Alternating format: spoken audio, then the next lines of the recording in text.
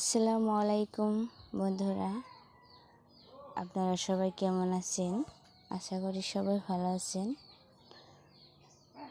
অনেক দিন পর আমি আজকে একটা রেসিপি নিয়ে এলাম, গরুর মাংস। সবাই পাশে থাকবেন। ভালো লাগলে কমেন্টে বলে যাবেন কেমন হয়েছে।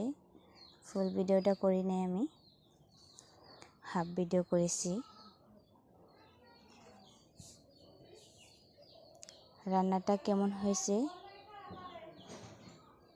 সবাই ভুলে যাবেন। কালারটা কেমন হয়েছে,